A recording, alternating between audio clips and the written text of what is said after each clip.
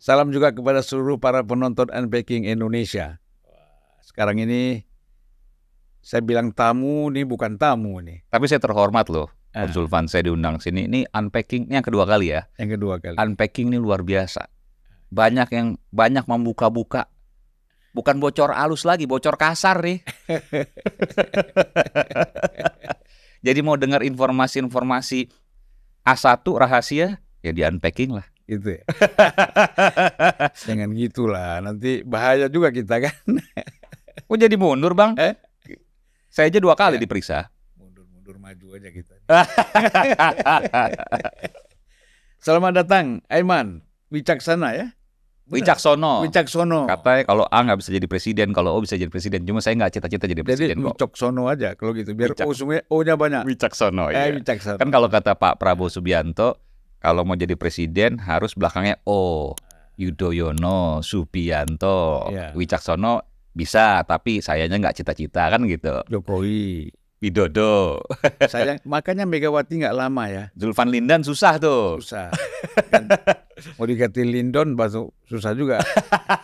Ya. Jadi kalau Megawati itu kan nama ayahnya yang Jawa, nama dia kan Megawati Soekarno. Dia Permata Megawati Soekarno Putri. Ya Bung Karnonya kan, tapi dianya bukan nama Jawa kan? Iya. Nggak ada O-nya di situ. Ya meskipun kan beliau putri proklamator, semua pasti paham. Oh iyalah.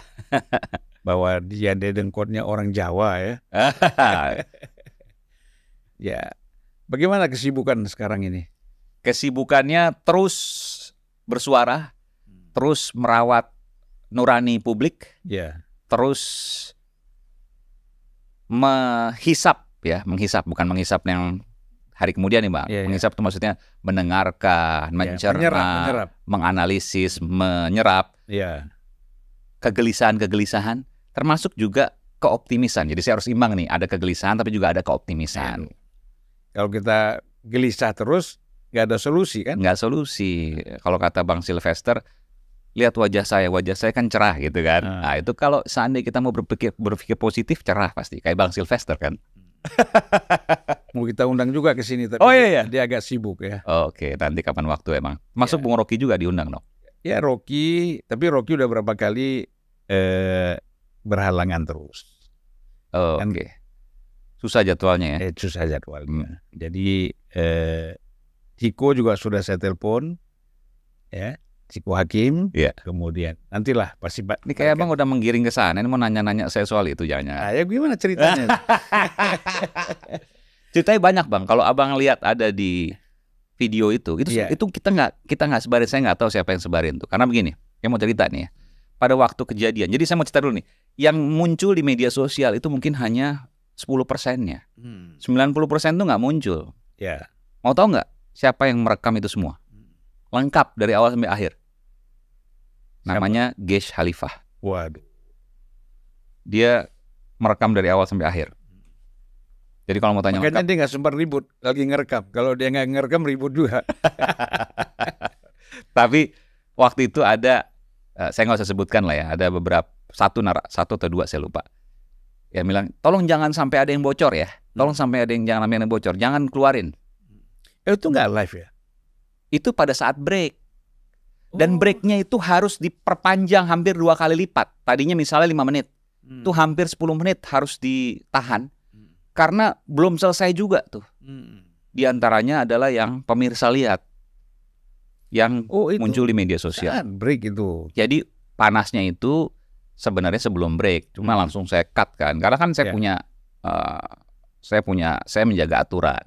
Ada P3SPS, ada standar program siaran, ada undang-undang penyiaran dan sebagainya. Saya harus jaga itu. Sehingga ketika saya lihat sudah mulai agak panas, saya langsung break. Nah, pada saat break itulah terjadi berbagai macam hal yang publik tidak ketahui. Yang publik ketahui hanya 10%-nya. 90%-nya tidak diketahui. Ada di handphonenya Gesh Khalifah 90%. Saya melihat dia merekam. Oh gitu. Ini eksklusif nih. Jadi kapan-kapan undang Bang Gesh sini boleh. Iya. Nah, besok saya sama dia. Oh iya, tanya. Tapi bukan di sini, di Total Politik. Oh oke. Jadi itu. Nggak tahu masih disimpan apa enggak, atau udah dihapus kan saya nggak tahu ya. Tapi yang jelas Bang Gesh merekam cukup lengkap. Ya mungkin sudah beredar juga. Enggak, karena angle-nya kan kelihatan. Oh gitu ya. Dari angle-nya kelihatan, karena Bang Ges kan dari sisi kiri panggung. Kelihatan kalau dari video Bang Ges. Video Bang Ges 1 detik pun belum keluar. Yang saya lihat di media sosial. 1 detik pun belum keluar. Akan dikeluarkan nanti. Mungkin pada waktu. Pada saatnya. Karena ya terus terang saya hanya bisa menyampaikan gini, yang terjadi itu jauh lebih seru lah ketimbang yang pemirsa lihat saat ini, yang netizen lihat saat ini. Sekilas gimana ceritanya?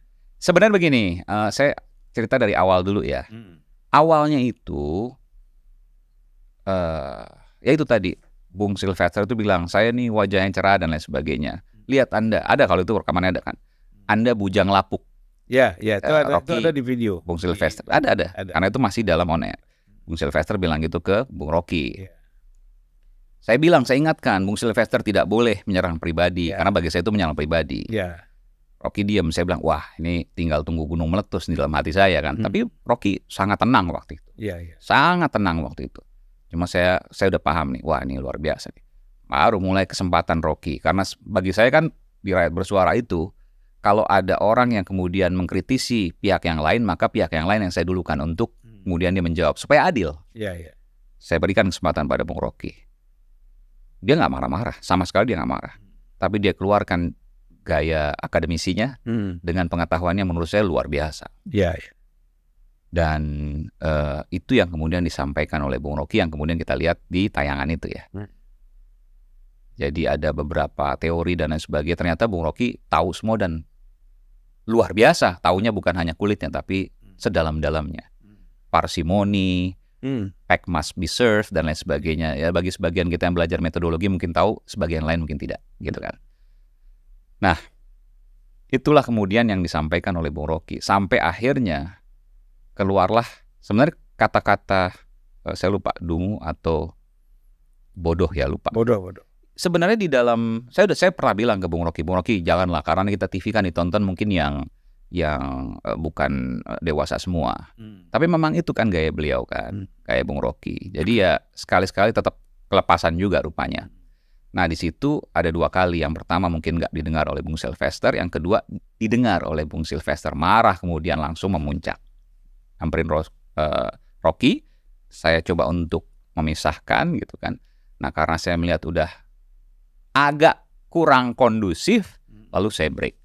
Nah setelah break itulah kemudian terjadi berbagai hal yang ya mungkin tidak diketahui netizen. Bukan mungkin, memang pasti tidak diketahui netizen karena yang beredar itu hanya 10% ya. Ada teriakan, ada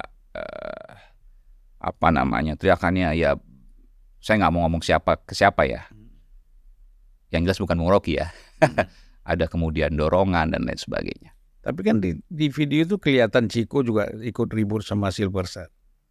Iya, kalau saya lihat waktu itu karena diingatkan sudah gitu ya. Lalu kemudian tidak berhenti, akhirnya Chico rupanya terpancing juga. Udah dong gitu, mungkin mau ngomong seperti itu, saya nggak tahu juga ya. Akhirnya ditunjuk sama Bung Sylvester, Chico nggak terima, terjadilah teriak-teriakan itu. Tapi nggak sampai fisik kok. Iya, kan karena ada satpam atau polisi tuh naik ke panggung. Satpam MNC waktu itu ya. Ada 3 orang kan di atas panggung. Total sebenarnya 8 kalau saya hitung. Tapi yang naik itu 3 atau 5 ya, lupa. 2 di bawah, 3 di atas panggung ya. Saya sendiri juga meluk Bang Sylvester, Bang udah Bang, saya bilang udah Bang. Gitu. Dan ke Bung Ke Bung Chico juga. Ya saya bilang udah Bang. Itu sampai breaknya itu sekitar 5 menit ya. Itu diperpanjang hampir 2 kali lipat. Saya lupa 8 atau 9 menit. Karena nggak bisa masuk, masih rame, masih ribut, masih gemuruh gitu. Ya itulah yang terjadi. Tapi setelah itu, ini yang pemirsa lihat ya, yang netizen lihat. Rocky di akhir kan dia keliling, salaman. Memang kebiasaan Rocky seperti itu, bukan berarti hanya ke Bung Sylvester. Tapi sebelum itu, pada saat offline, itu saya munculkan fotonya tuh di medsos saya. Bung Sylvester yang nyamperin Rocky Gerung untuk kemudian akhirnya meluk. Rocky masih di kursi. Jadi saya mau sampaikan sebenarnya, mungkin Bung Rocky juga sempat marah mungkin ke saya atau saya nggak tahu juga ya. kenapa Aiman nggak cerita sebenarnya? Ya ini saya cerita sebenarnya. Cuma kan saya sebagai pengelola acara, saya ingin awal baik, akhirnya juga baik. Kan yang dilihat oleh netizen ini sekarang ini kan ribut-ributnya. Enggak kok, mereka sudah pelukan, mereka sudah salaman. Yang awalnya mendatangi itu adalah Bung Sylvester. Kemudian di akhir acara Rocky juga salaman ke semua narasumber termasuk Bung Sylvester. Dan diterima semua kan? Dan diterima semua. Dan saya pikir ya itu sudah selesai. Tapi kan kemudian karena viral dan lain sebagainya, lalu Bung Sylvester buat video sendiri ya. Video sendiri yang menjelaskan bahwa ini shock terapi dan lain sebagainya. Gitu. Ya menurut saya sih nggak perlu juga sih. Karena kan sudah selesai waktu itu. Tapi ya itu kan hak dari Bung Sylvester. Ya silakan aja. Tapi kan dari segi news ya, itu dianggap berhasil tuh bikin orang ribut gitu. Sebenarnya ini yang salah, Bang. Saya mau sampaikan. Ya gimana tuh? Saya itu orang yang detil memperhatikan minute by minute, MBM kalau kita bilangnya, yang dikirimkan oleh Nielsen Media Research. Ya, saya tahu mana yang disukai pemirsa, mana yang enggak. Dan mungkin karena saya orang statistik, jadi saya senang tuh ngelihat data-data seperti itu. Dan mungkin juga bagian dari apa yang saya miliki sebagai sebuah kelebihan mungkin gitu. Jadi saya detil untuk melihat data tersebut. Nah, berantem pada saat dialog itu 90%, saya nggak bilang 100% ya. 90% tuh jatuhin rating share. Gitu ya. Pemirsa nggak suka, Bang. Mungkin beda dengan 10 tahun lalu, 20 tahun lalu. Sekarang orang ingin substansi. Meskipun substansinya harus mudah dicerna. Saya tahu nih siapa yang kemudian sama kayak seperti Abang kan gampang lihat ya, kalau YouTube kan kelihatan siapa yang viewersnya banyak, siapa yang viewersnya dikit kelihatan kan. Sama di kami juga bisa melihat itu. Tokoh siapa yang minute by minute ya, rating share maksudnya itu tinggi enggak. Jadi kalau orang bilang Aiman nyari ribut supaya rating share tinggi, salah. Ribut itu tidak menaikkan rating share, tapi perdebatan yang logis. Yang bisa dicerna dengan mudah, itu yang naikin share. Nah, kita sebagai host harus bisa mengantarkan diskusi ke arah sana, bukan ke arah ributnya. Jadi jangan salah kaprah nih. Itu yang saya mau sampaikan. Jadi saya bilang, Aiman sengaja bikin ribut. Enggak. Perhatikan, saya nggak pernah bikin ribut. Tapi yang saya sampaikan adalah bagaimana supaya diskusi itu logis dan mudah dicerna. Karena itu yang dikehendaki oleh pemirsa, yang ditujukan oleh rating share tinggi. Dan alhamdulillah, Rakyat Bersuara itu selalu nomor 1 program TV di talk show. Dan biasanya orang TV itu takut bikin talk show panjang. 1 jam aja itu udah berat. Ini kita buat 2,5 jam. Dan alhamdulillah 2,5 jam? 2,5 jam. Isinya orang ngomong aja. Tapi saya sendiri menikmati. Tapi orang merasa singkat ya? Saya pun merasa singkat. Ya, kalau pembahasannya menarik dan substantif kan? Saya sendiri juga merasa cepat banget 2,5 jam. Saya kan pernah berapa kali diundang. Iya, betul. Tiba-tiba udah selesai. Iya. Karena perdebatannya asik ya. Iya. Nah, host disitulah punya peran bagaimana dia mengatur flow, mengatur aliran tadi supaya satu substantif tapi mudah dicerna. Hanya 2 itu kok kuncinya. Iya. Dipahami juga oleh para pemirsa. Betul. Karena kan pemirsa TV itu gini, kalau orang bisa dia diterima pemirsa TV, pasti di YouTube dia diterima. Untuk talk show ya. Iya. Kenapa? Karena talk show itu orang nggak mau berpikir berat. Persoalan sehari-hari udah berat, Bang. Beras mahal, ya kan? Minyak goreng naik, daging ayam naik, telur juga naik, betul ya? Nonton lagi yang mengernyitkan dahi, nggak bisa dong gitu. Harus ada hiburannya juga, entertainnya mesti ada ya. Ya TV memang salah satu fungsinya adalah hiburan. Tapi hiburan itu saya nggak melihat ada sebagai hal yang utama untuk news ya. Tetapi bahwa ada substansi yang mudah dicerna, bagi saya itu yang utama. Soal hiburan itu bonus. Sama seperti kalau kita olahraga, perubahan bentuk badan itu bukan tujuan. Tujuannya adalah sehat. Kalau orang udah berpikir saya mau kurus, saya mau ngubah bentuk badan, itu salah tujuannya. Tujuannya sehat. Tujuannya sehat. Saya minum dulu, Bang ya. Kita sering baca di medsos ya, bahwa tujuan olahraga itu metabolisme, peredaran darah ya kan. Dan yang paling saya rasakan tuh gampang tidur. Betul. Betul. Nggak perlu minum obat tidur, kita udah Waduh, ya. Sekarang berapa banyak orang mesti minum obat tidur, Bang? Dan ketika minum obat tidur, pasti dosisnya nambah terus tuh. Iya. Karena rutin. Saya tuh udah berapa tahun saya nggak minum antibiotik lagi. Walaupun saya, mungkin ini nggak, saya bukan dokter ya, tapi saya harus menyampaikan ini juga. Karena di pengalaman saya, mungkin salah dan sebagainya, silahkan dokter nanti menyampaikan dalam kolom komentar. Saya udah, mungkin ada 10 tahun saya nggak pernah minum antibiotik lagi. Kalau walaupun sakit radang tenggorokan atau apa. Kenapa? Karena saya merasa dulu sebelum saya lepas antibiotik, misalnya saya radang tenggorokan, demam dikit dan lain sebagainya, saya ke dokter kan dikasih antibiotik ya. Iya. Itu saya jadi 2 bulan sekali demam. Entah karena flu atau entah karena radang tenggorokan gitu ya. Sekarang alhamdulillah, Bang. Saya 3 kali kena COVID. 2 tanpa gejala, 1 ada gejala yang waktu Delta yang paling berat ya. 1 ada gejala, tetapi cepat banget, cuma 1 hari demamnya. Apa itu? Karena saya yakin, dan saya waktu COVID sama sekali nggak minum obat. Waktu itu kan jadi viral tuh, sempat ada hoax segala macam bahwa COVID nggak perlu obat segala macam. Karena saya menyampaikan itu, saya nggak minum obat, gitu. Karena saya terbiasa tidak minum obat. Jadi obat saya tinggalkan. Suplemen ada? Suplemen vitamin C, vitamin D aja, sama minyak ikan mungkin.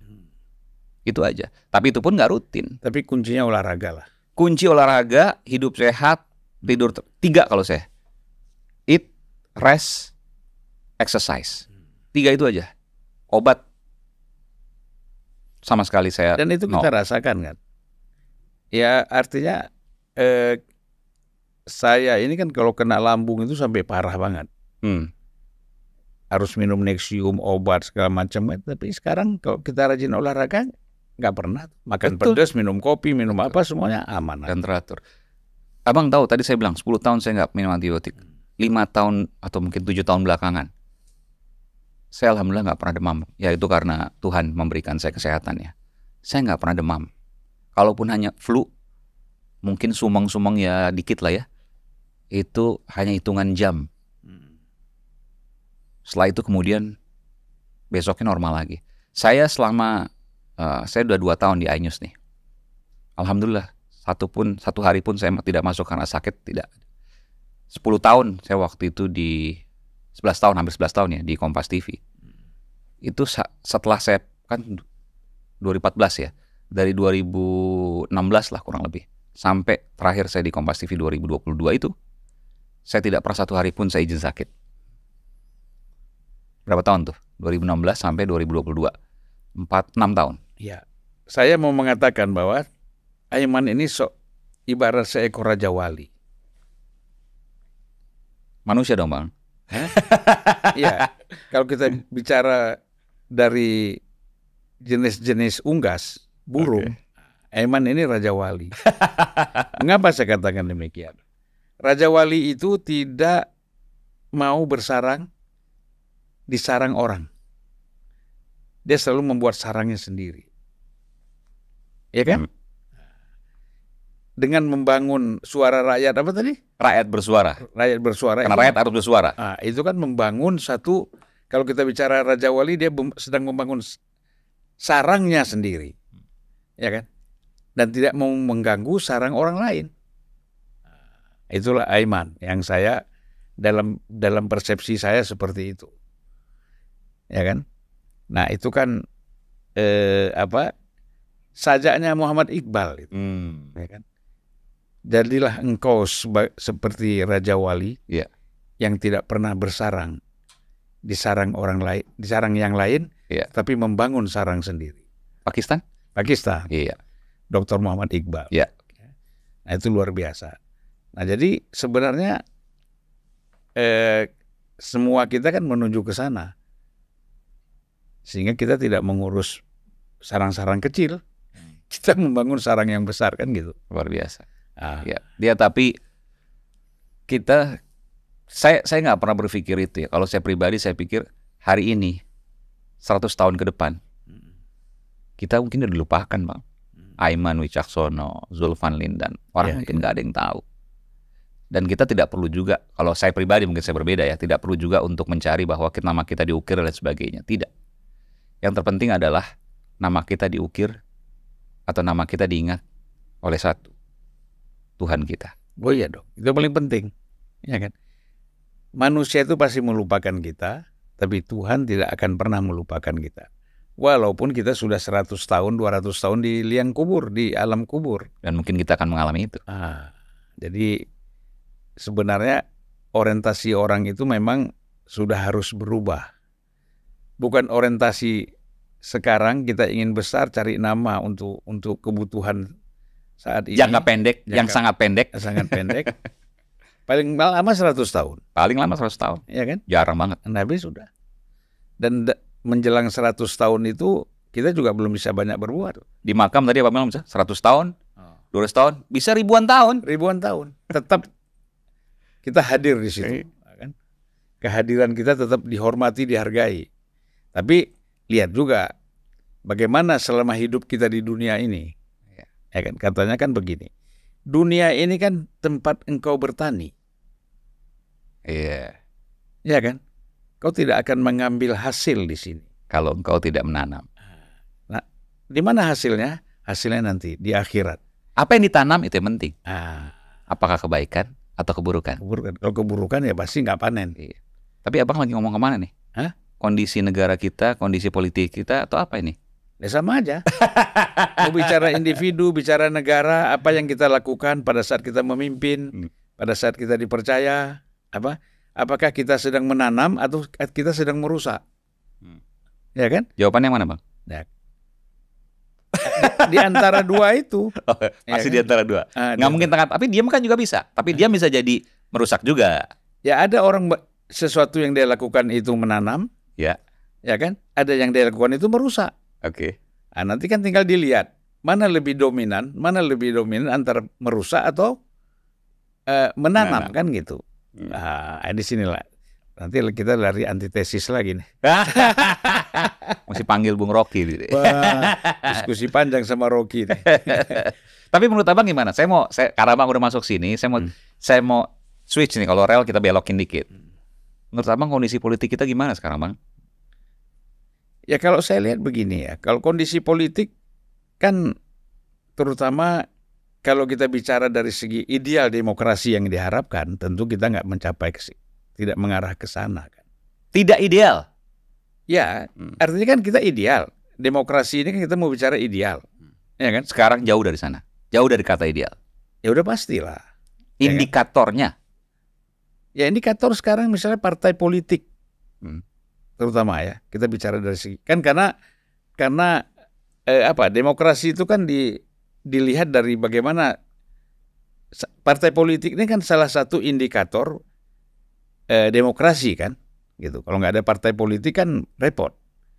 Nah kita melihat partai politik ini kan sekarang terombang-ambing ya oleh berbagai kepentingan, ketakutan, kekhawatiran. Kan itu kita lihat partai politik. Tapi udah dibantah tuh Bang, buktinya bisa nyalonin presiden waktu itu. Buktinya sekarang bisa nyalonin gubernur, wakil gubernur. Jadi di mana ketakutannya? Kalau ada orang yang nanya seperti itu ke Abang, apa jawabannya? Kita lihat kan situasi sekarang pada saat ini. Kalau kita lihat misalnya riuhnya demokrasi kita, itu kan pada saat Pak Jokowi ini kan keluar dari PDIP kan. Dan PDIP merasa ditinggalkan oleh Pak Jokowi. Bahasa mereka mengatakan dikhianati misalnya. Ya kan? Dari situ akan mulai situasi politik kita ini riuh, ya kan? Kemudian rame. Itu kan yang kita rasakan. Ya. Dan rasa itu tidak bisa dimonopoli. Nah, ya kan? Terlepas pro kontra, ditambah lagi dengan kasus Gibran menjadi Wapres. Ya, sebenarnya berangkat dari proses MK kan? Ya. Di situ mulai rame lagi. Artinya bertambah-tambah banyak problem ketika orang mengatakan ini kita dalam kondisi demokrasi seperti apa. Ya kan? Ya memang normatif secara yuridis tidak ada masalah kan gitu. Tetapi kan dalam substansinya orang kan banyak yang nggak bisa terima. Ya. Yang diperdebatkan orang yang mana nih? Ya kan? Nah itulah yang kita lihat kenyataannya apa yang ada sekarang. terus ditambah dengan hal yang macam-macam lagi, sehingga kita lihat demokrasi. Kok jadi gua yang ngomong? Nggak, karena saya ini kenal Bang Zulfan lebih dari 20 tahun lalu. Waktu masih jadi anggota DPR dari PDIP dulu Bang ya? Iya, PDIP. Tahun 2003, 2002 saya lupa. Datang waktu itu saya masih di RCTI di seputar Indonesia jadi salah satu narasumber. Saya ingat waktu itu. Iya. Saya yang siaran ya. Abang waktu itu saya lupa komisi berapa, tapi dari PDIP. Komisi 1. Oke. Oh, komisi 1 ya? Iya. Di pertahanan ya. Polri komisi 1 dulu? Dulu komisi 1. Oke. Polri, pertahanan, keamanan, Polkam dan keamanan. BIN juga komisi 1 dulu. Iya. BIN sekarang masih komisi 1 kan? BIN masih ya. Polri udah di komisi 3. Iya. Saya ingat betul. Jadi saya paham bahwa Bang Zulfan ini pengetahuan politiknya, pengetahuan nurani publiknya luar biasa lah.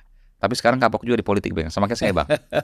Saya kapok Bang, bukan karena dilaporin ya. Iya. Tapi karena ternyata politik itu perlu uang banyak. Saya mau cerita dikit nih Bang. Mungkin ada banyak yang nggak percaya di sini. Waktu saya nyalek kemarin, saya cuma habis 15 juta rupiah. Saya garis bawain ya, 15 juta rupiah.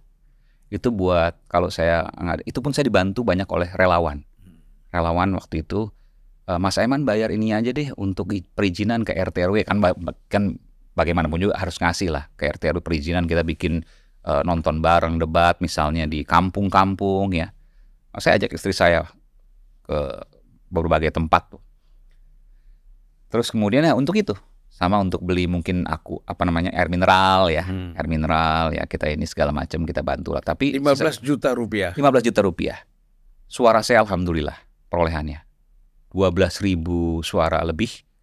Tapi di akhir dapilnya mana tuh ya? Hilang sekitar 3.000-an. Dapil mana? Dapil DKI 1 Jakarta Timur. Oh, Timur ya. Berat semua tuh. Waduh, luar biasa, incumbent semua yang menang. Incumbent semua ya. Bahkan incumbent banyak yang beberapa ada yang nggak menang juga tuh. Tapi ini saya mau bilang begini. Ada dari partai besar, artis yang saya dengar nih, habisnya 15 miliar, dapatnya 16.000 suara. Cuma beda 4.000 sama saya.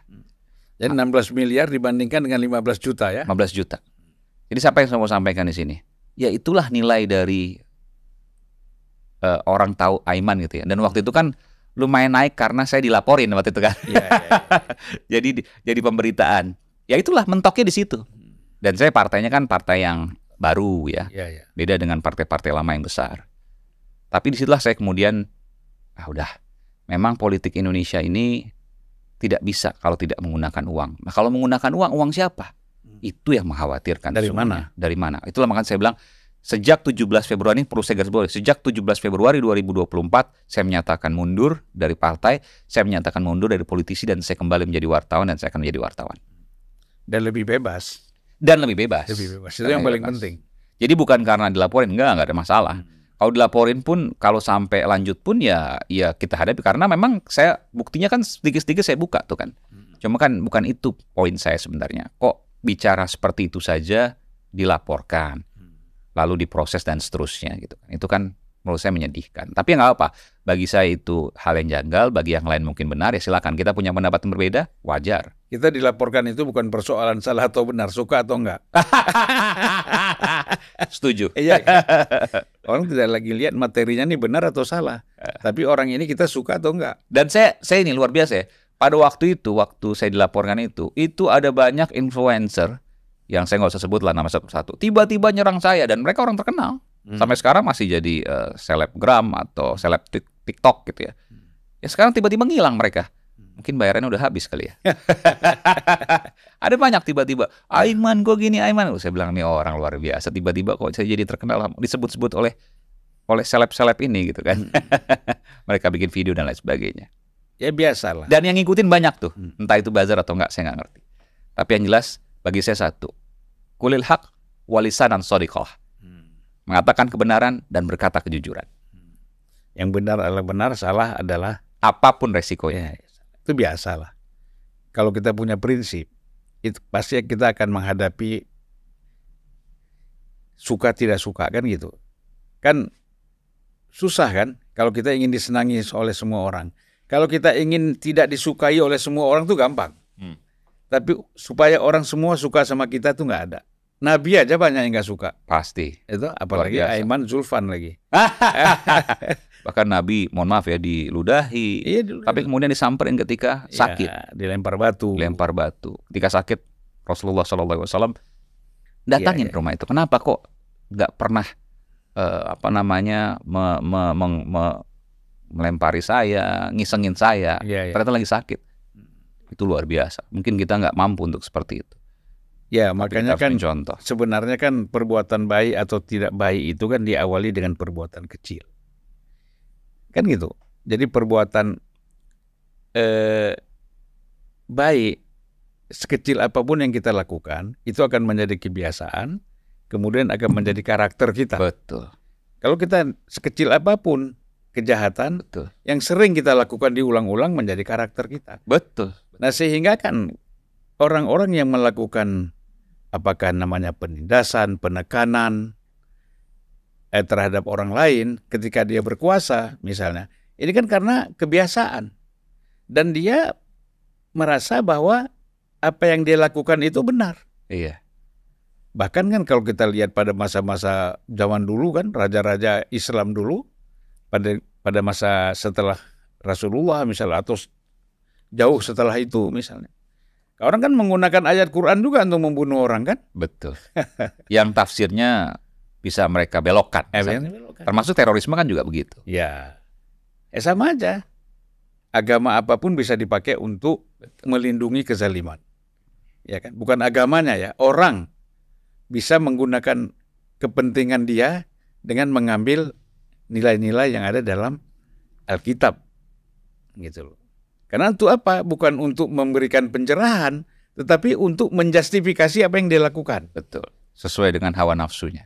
Kalau sekarang kan kalau dalam pemerintahan kan undang-undang namanya kan. Banyak titipan ya Bang ya? Pasal titipan. Ya makanya. Nggak, saya nanya ini. Loh ya itu udah biasa lah, ya kan? Saking banyak titipan kadang-kadang undang-undang itu, rancangan itu tidak pernah menjadi undang-undang kan? Tapi saya punya kekhawatiran begini, Pak Zulfan. Ini kekhawatiran saya yang luar biasa. Saya tuh sebenarnya kemarin masuk politik itu supaya saya tahu, langsung merasakan, langsung mengalami. Itu tujuan utama saya. Karena saya tahu sulit untuk menang itu sulit. Yang partai besar saja sulit ya. Nah, tapi saya ingin garis bawahi ini. Saya ada khawatiran begini. Sekarang itu kalau besar, uangnya besar untuk menjadi wakil rakyat dan lain sebagainya, kan belum tentu menggunakan uang sendiri. Bisa jadi ada yang bantu dan lain sebagainya. Mungkin sekarang yang bantu adalah bohir-bohir dalam negeri. Betul ya? Dibantu dan lain sebagainya. Nanti ketika dia jadi, maka ada kepentingan si bohir-bohir ini yang dimasukkan ke dalam undang-undang dan lain sebagainya. Dengan adanya ini, saya tanya ke semua politisi loh Bang. Pemilu 2024 ini lebih mahal nggak? Semua jawabannya 100% iya dibanding 2019 apalagi sebelumnya. Artinya apa? Terjadi inflasi kos politik. Kita nggak tahu 2029, kita nggak tahu 2034. Kekhawatiran saya satu. Ketika nanti bukan bohir dalam negeri lagi, bohir dalam negeri banyak masalah nih ketika ada titipan kan, pasal-pasal dan sebagainya. Ketika nanti makin besar, maka bohir luar negeri, orang-orang asing yang akan membiayai politisi kita. Bukannya sudah berjalan itu? Kita perlu bukti soal itu. Tapi ketika itu masih terjadi, maka kita akan mengalami penjajahan baru yang luar biasa, bukan dengan senjata, tapi dengan kekuatan politik. Bagaimana kemudian DPR ini misalnya nanti dikuasai oleh bohir-bohir luar negeri itu yang menjadi kekhawatiran saya. Pertanyaannya, apakah kos politik kita, apakah sistem politik kita mau seperti ini terus? Harus diubah. Makanya kan maksud saya quality control dari komunitas-komunitas yang ada di luar parlemen itu harus kuat. Artinya kita tidak, kan sekarang saya cenderung melihat begini ya. Gimana mau kuat, betapa banyak undang-undang yang dibahas. Putusan MK saja kemudian bisa hendak diubah. Yang akhirnya gagal, gitu kan. Gimana nanti kalau seperti itu ke depan? Dan itu kemudian dikuasai oleh bohir-bohir luar negeri. Kita mengalami penjajahan baru. Nah makanya kan day to day, yang namanya rancangan undang-undang itu harus kita ikuti. Kita kan kadang-kadang begitu mau diputuskan di paripurna, baru kita ribut. Jadi sejak awal kita harus lihat mana pasal-pasal yang memang merugikan. Kan ini kadang-kadang pemerintah menyampaikan rancangan konsep atau DPR yang menyampaikan. Habis itu setelah pembahasan itu kan orang nggak ikut. Makanya undang-undang KPK orang ikutnya paripurna Di ujung. Kemudian Omnibus Law orang ikutnya di ujung. Banyak undang-undang. Minerba. Ya Minerba, semuanya kan begitu. Harusnya memang dari awal. Nah, mesti ada sekarang ini ke depan ya, DPR itu memang diawasi oleh para ahli. Nah itu harus kita gerakkan, Aiman. Kita bentuk itu satu komunitas. Setiap rancang undang-undangan yang terutama yang strategis ya, nah itu harus kita betul-betul. Maksudnya ahli yang menjadi prasyarat bahwa undang-undang itu bisa disahkan gitu, misalnya. Dia di luar DPR atau dia masuk. Kita koreksi. Kan sekarang udah ada. Harus ada uji publik, harus ada konsultasi publik. Nggak jalan. Apa yang menjamin nanti ketika itu ada, itu jalan. Makanya itu jangan menjadi bagian. Itu jangan menjadi bagian dari sistem parlemen misalnya atau pemerintah. Itu harus berdiri sendiri.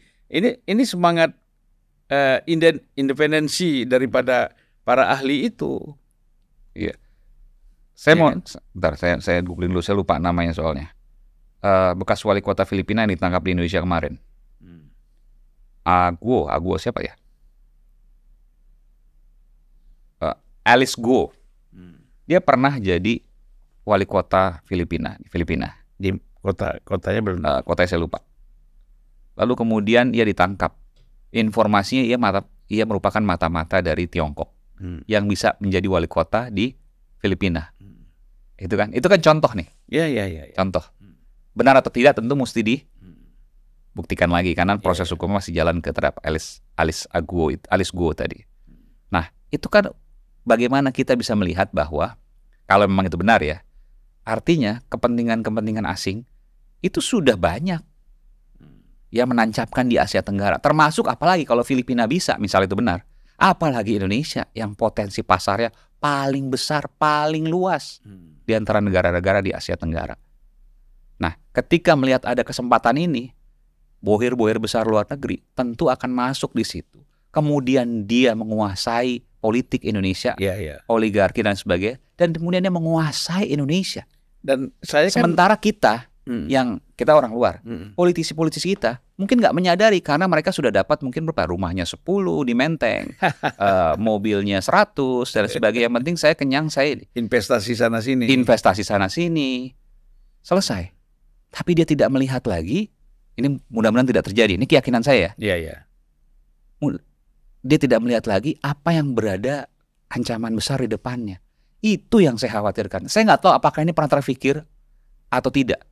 Ya, saya kan beberapa hari yang lalu kita selama ini mempermisifkan biaya politik.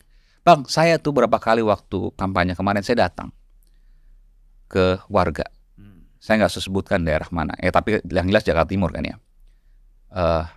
Mereka bilang, Pak ini perlu bangun ini, Pak ini perlu bangun ini, Pak ini perlu. Saya pikir uang dari mana saya?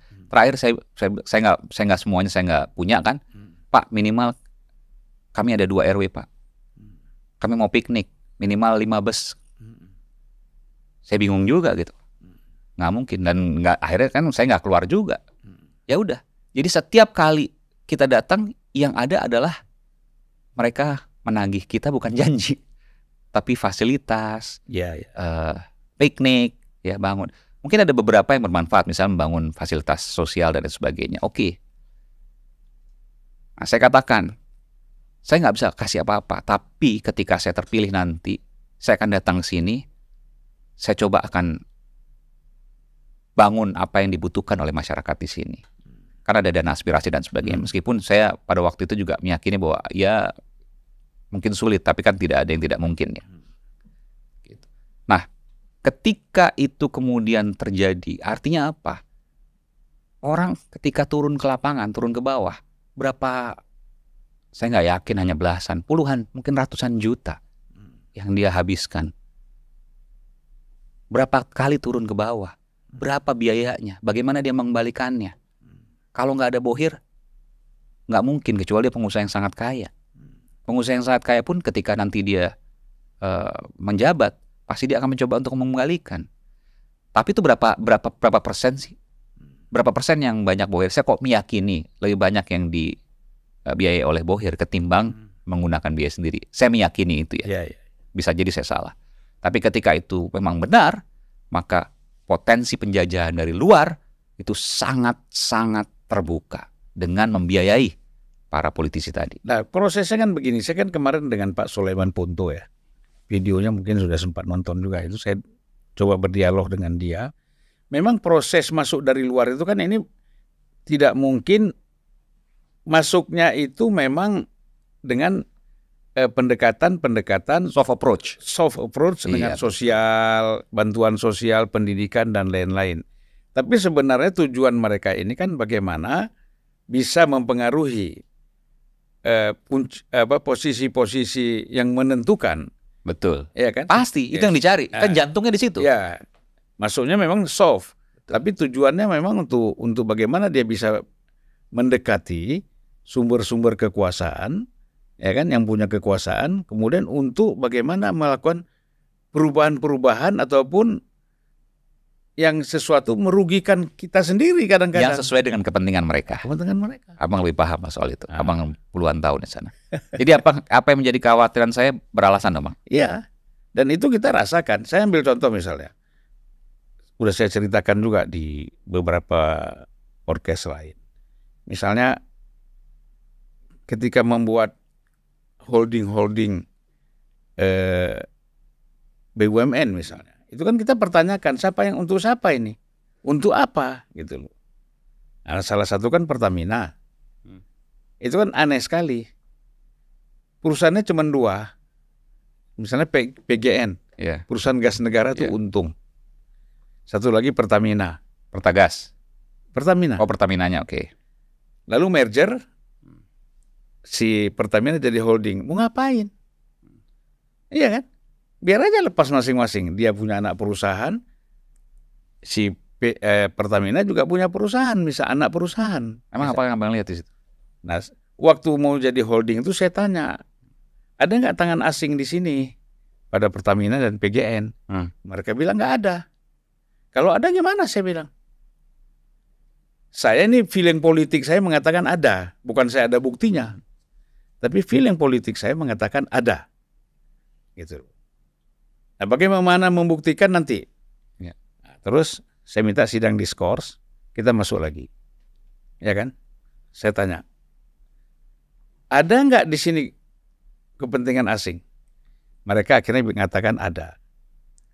Bahwa tidak mengatakan langsung bahwa punya kepentingan ya, tetapi mereka mengatakan JP Morgan itu tidak punya saham di PGN. Kan Pertamina kan nggak go public, yang go public kan PGN, ya kan? Nah tapi dia menguasai saham-saham kolateral 2%, 3%, 1%. Ya akhirnya kan bisa besar juga kan gitu. Nah, berbagai cara lah. Berbagai cara. Nah jadi saya katakan, waduh ini bahaya kita kalau begini. Makanya memang maksud saya ya, partai politik itu memang untuk merekrut anggota-anggota parlemennya, anggota DPR-nya memang harus selektif. Tapi problemnya kan memang partai-partainya sendiri tidak selektif. Elit-elit di partai juga nggak selektif, macam-macam kan. Nah karena apa? Pendekatannya kan tidak ideologis ya, Aiman. Pragmatis, tidak ideologis. Lu punya duit, mantan ini, mantan itu jadi elit. Ini jadi elit. Atau bisa vote getter. Jadi agak susah kita memang kalau menghadapi tadi serangan dari luar, dari dalam. Kita mengharapkan bahwa ada penolakan misalnya itu agak susah. Karena nggak ngerti. Dianggap semuanya normal. Padahal kan politik itu kan harus menguasai bukan hanya yang manifest, tapi yang laten juga kan harus dipelajari. Ini kenapa nih orang ini begini? Apa maksudnya? Kan kita harus bertanya, kemana nih arahnya? Siapa lagi di belakang dia? Itu kan harus dicari sebenarnya. Tapi kalau hanya yang kita lihat datang si A, ngobrol-ngobrol sama kita hanya sampai batas di situ, terus kita eksekusi kan bahaya. tanpa melihat siapa nih di belakangnya. Iya, betul. Luar biasa. Makanya saya senang bergaul dengan Abang. Banyak hal yang saya bisa pelajari dan serap. Tapi satu hal, Bang, orang bicara begini. Bagaimana orang bisa konsisten pada kebenaran? Menurut saya hanya satu kuncinya. Dia ingat kematian, dan setelah kematian ada pertanggungjawaban. Iya.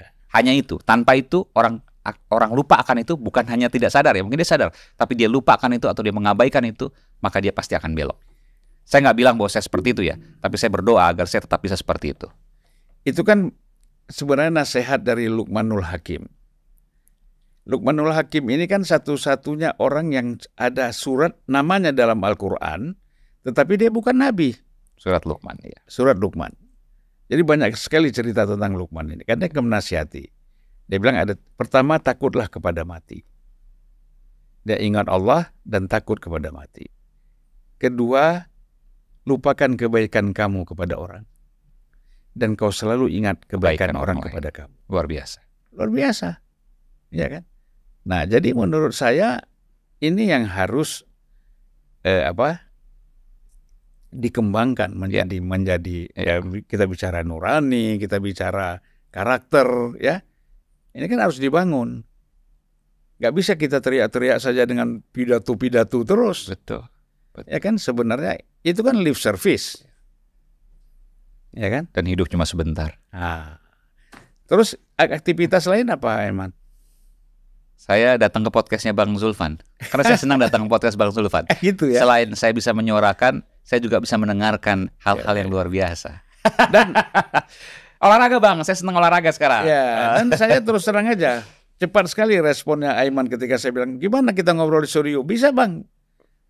Bisa dong, Bang. Siapa yang berani menolak tawarannya Bang Zulfan? Sebenarnya bukan soal berani atau enggak, tapi kan ada rasa, ya kan? Yang mahal itu kan rasa.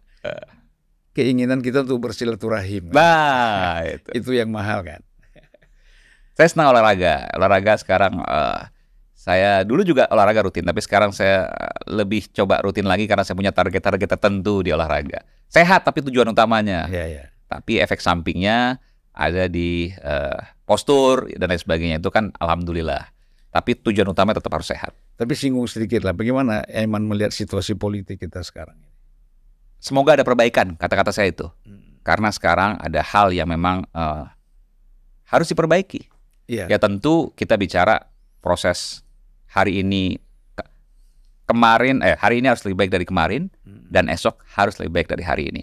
Dan saya menggunakan adagium tersebut untuk menggambarkan kondisi politik kita hari ini. Dan optimis akan ada perbaikan atau perubahan. Dengan Pak Prabowo Subianto, saya optimis. Karena saya yakin Pak Prabowo tadi, berapa kali waktu kampanye ya, beliau mengatakan bahwa berikan saya kesempatan sekali Tuhan, kurang lebih seperti itu ya. Yeah. Agar saya bisa mengabdi pada bangsa ini. Dan bagi saya itu harapan yang besar. Mudah-mudahan itu harapannya. Tapi kan tidak minta dilaknat kan? Siapa tuh, Bang? Ya kan ada satu ketua umum partai kan, Pak Surya tuh bilang, kalau saya tidak bisa ini laknatlah saya kan. Aduh. Jangan, bahaya sekali. Bahaya. Mungkin orang nggak banyak yang paham apa arti laknat dan apa arti berkah gitu kan. Iya. Laknat itu kan apa, Bang? Ya, laknat itu yang kita minta sama Tuhan itu kan bencana luar biasa itu yang akan terjadi pada diri kita. Ditarik kasih sayangnya dari Tuhan. Iya. Bayangkan Tuhan, kita minta ditarik kasih sayang dari Tuhan itu luar biasa. Kalau berkah orang juga banyak yang nggak tahu nih, Bang. Berkah itu artinya apa? Artinya berlimpah kebaikan. Kan begitu, Bang ya? Iya benar. Rezeki macam-macam, kesehatan. Iya, rezeki nggak cuma uang kan? Iya dong, kesehatan, ya kan. Kemudian kedamaian, termasuk di keluarga, termasuk di pekerjaan. Ya, damai itu bukan berarti tidak ada masalah ya, tapi setiap masalah ada solusi yang konstruktif. Orang itu kan berpikir begini, laknat itu dia pikir tabrakan, bencana, belum tentu tenggelam di laut, belum tentu. Padahal kan bisa saja laknat yang diberikan kepada Allah itu hilangnya harga diri. Bisa. Ya kan? Bisa. Kita tadi diulu-ulukan jadi orang hebat, kemudian dihujat. Kita menjadi kecil. Iya, betul. Ya kan? Meskipun sekarang siapapun bisa dihujat ya kalau di media sosial ya. Tadi kita merasa setara dengan seseorang, tiba-tiba sekarang kita berada di bawah dia dan kita cium-cium tangan dia, cium-cium lutut dia. Dan itu tidak terjadi oleh seorang Zulfan Lindan, luar biasa.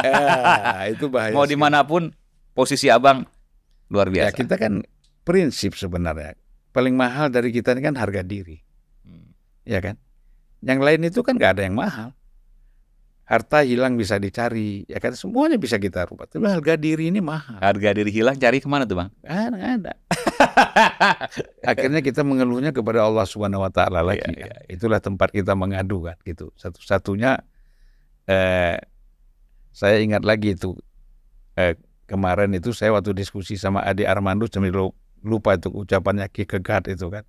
God is the only one who does not go tired, who listening to man. Yang tidak pernah lelah dan selalu mendengar. Keluhan manusia. Yang lain kan kalau kita mengeluh, ya kan. Ya, makanya banyak sekali doa-doa itu kan mengatakan bahwa kau mintalah kepada Allah, bukan minta kepada manusia. Betul. Tetapi kan memang itu proses. Ya. Kalau kita dapat sesuatu dari manusia, karena kita minta sama Allah. Betul. Yang menggerakkan itu. Jadi, nah ini keyakinan ini. Dan kadang-kadang kita suka so tahu. Kita minta pada Allah, kita minta pada Tuhan, harus dikabulkan ya. Gitu. Padahal yang harus dikabulkan itu yang kita minta belum tentu yang terbaik buat kita. Ya, itu ada dalam hadis orang yang beriman. Ya kan? Karena Tuhan yang paling tahu apa yang terbaik buat kita. Ketika engkau minta kepada Tuhan, ya kan? Mengapa banyak orang beriman, dia merasa sudah beriman, dan dia berdoa kepada Allah supaya diberikan sesuatu. Dan Allah tidak memberikan, karena tahu kalau kau saya berikan, maka kau akan celaka dengan apa yang kau minta. Kan gitu. Tapi ada sebaliknya, orang yang beriman, kalau dia minta, langsung dikasih sama Allah, karena Allah tahu bahwa engkau tidak akan berbuat maksiat dengan apa yang aku berikan. Dan ada, betul. Dan ada juga yang mungkin sengaja dijerumuskan. Yang namanya istidraj, yang saya dengar begitu. Betul ya Bang? Jadi kalau saya sekarang tidak jadi anggota DPR, kalah pada pemilu lalu, dan sekarang saya kembali menjadi wartawan, dan saya akan berkhidmat menjadi wartawan. Menurut abang itu doa yang dikabulkan oleh Allah? Hikmahnya besar. Apa? Ini yang ngomong 3 periode loh, 2,5 periode jadi anggota DPR. Dan yang paling mahal dari kita kan kebebasan. Fitrah kan? Kembali ke fitrah. Itulah yang paling mahal mungkin ya. Aimannya dalam hidup kita ya. Tapi yang saya bangga, kenapa Kak? Saya mungkin satu-satunya wartawan yang saya sempat merasakan langsung bagaimana kondisi karut-marutnya pada saat pemilu, pada saat ada di bawah ya, di grassroots dan lain sebagainya.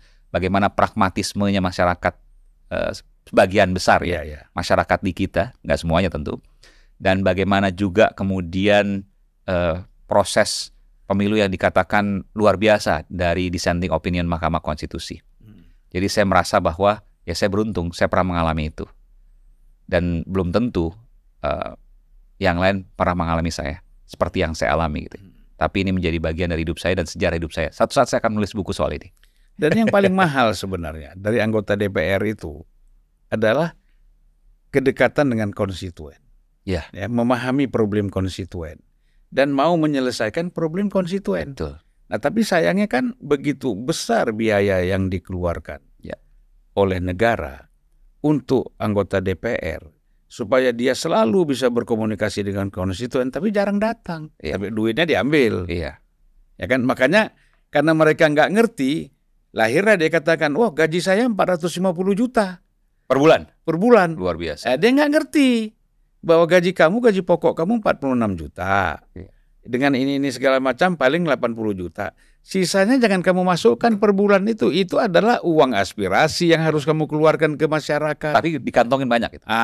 Itu kan kejadian seperti, kalau enggak ngapain dia ngomong 450 juta. Per bulan loh ya. Per bulan. Luar biasa. Jadi itulah banyak lagi kalau kita bicara DPR ini pengalaman-pengalaman saya, belum lagi bagaimana perjalanan ke luar negeri, perjalanan 1 minggu. Jadi sebulan bisa dapat berapa itu Bang? Ya kalau yang paling besar dan yang rata-rata lah. Ya kalau kita bicara yang paling besar berapa? Uang 1M lebih. Ini yang legal ya, dalam artian bahwa ya memang bukan memalsukan tanda tangan dan lain sebagainya. 1M bisa sebulan. Itu nggak legal. Kalau bicara gini kan. kalau bahasa barang tuh apa asli tapi palsu kan gitu. Oke. Bagaimana kita bisa kita bilang sebulan 1 miliar? Tapi bisa itu dapat. Bisa didapat begini. Misalnya 1 bulan 1 di miliar. komisi-komisi tertentu. Misalnya kerjasama antar parlemen. Oke. Dia 1 bulan berapa kali dia keluar negeri? Oke. Sekali jalan luar negeri kan paling enggak 15.000 US sampai 20.000 US. Berapa tuh? 350 jutaan lah kurang lebih.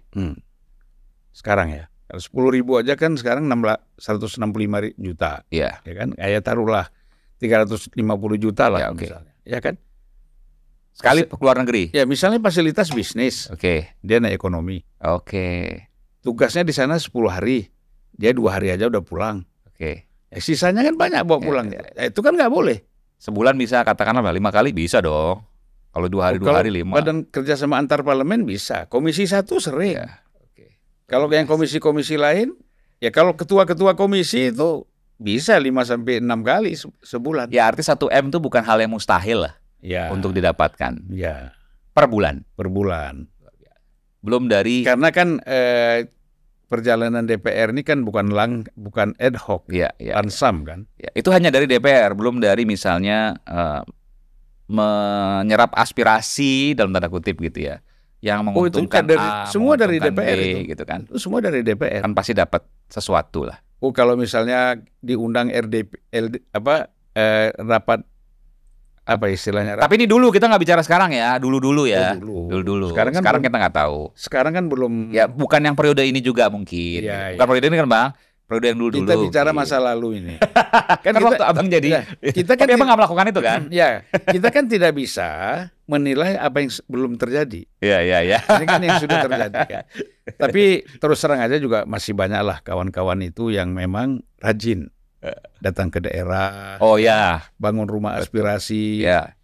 Jadi ada yang rajin, ada yang enggak, itu biasa lah. Ya. Nah itu tugasnya bukan tugas kita untuk menilai kan.